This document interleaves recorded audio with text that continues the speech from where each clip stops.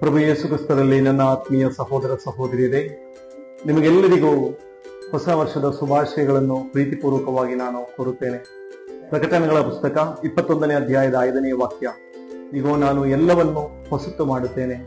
ಹೊಸ ವರ್ಷಕ್ಕೆ ನಾವು ಕಾಲಿಡುವಾಗ ನಿಶ್ಚಿತವಾಗಿ ನಮ್ಮ ಜೀವನದಲ್ಲಿ ಹೊಸತನವನ್ನು ಸರ್ವಕ್ಷೇತ್ರದಲ್ಲಿ ತರಲು ನಾವೆಲ್ಲರೂ ಇಚ್ಛಿಸೋಣ.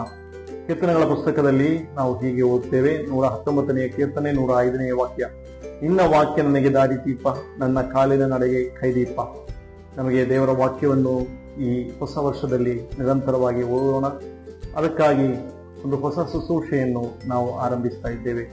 ಪ್ರತಿ ಶುಕ್ರವಾರ ಬೆಳಿಗ್ಗೆ 5:45ಕ್ಕೆ ದೇವರ ವಾಕ್ಯವನ್ನು ಬೋಧಿಸುವಂತಹ ಆನ್ಲೈನ್ ಮಿನಿಸ್ಟ್ರಿ ಎಲಿಯೋರ್ ಮೀಡಿಯಾದಲ್ಲಿ ಫೇತ್ ಫ್ಯೂಯಲ್ ಎನ್ನುವಂತಹ ಹೆಸರನ್ನು ಇದಕ್ಕಿಟ್ಟಿದ್ದೇವೆ.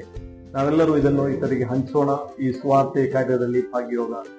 ಹಾಗೆ ದೇವರ ಶುಭ ಸಂದೇಶವನ್ನು ಎಲ್ಲರೂ ಕೇಳಿ ಆನಂದದಿಂದ, ಪ್ರೀತಿಯಿಂದ, ಶಾಂತಿಯಿಂದ ಈ ಹೊಸ ವರ್ಷದಲ್ಲಿ ನಡೆಯೋಣ. ಹಳೆಯ ಒಂದು ವರ್ಷಕ್ಕೆ ನಾವು ವಿರಾಮವನ್ನು ನೀಡುವಾಗ ಕಳೆದ ವರ್ಷದಲ್ಲಿ ದೇವರು ನಮಗೆ ನೀಡಿದಂತಹ ಪ್ರತಿಯೊಂದು ಅವಸರಕ್ಕೋಸ್ಕರ ವಂದಿಸೋಣ, ದೇವರಿಗೆ ಕೃತಜ್ಞತೆಯನ್ನು ಸಲ್ಲಿಸೋಣ. ಕೆಲವೊಂದು ಕ್ಷೇತ್ರದಲ್ಲಿ ನಾವು ಕುಗ್ಗಿ ಹೋಗಿರಬಹುದು.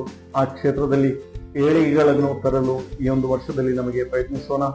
ನಿರಂತರವಾಗಿ ನಮ್ಮಲ್ಲಿ ಶಾಂತಿ ಇರಲಿ, ಪ್ರೀತಿ ಇರಲಿ, ಸಹಬಾಳ್ವೆ ಇರಲಿ, ಸಹಿಷ್ಣುತೆ ಹೆಚ್ಚಾಗಿ ಬರಲಿ.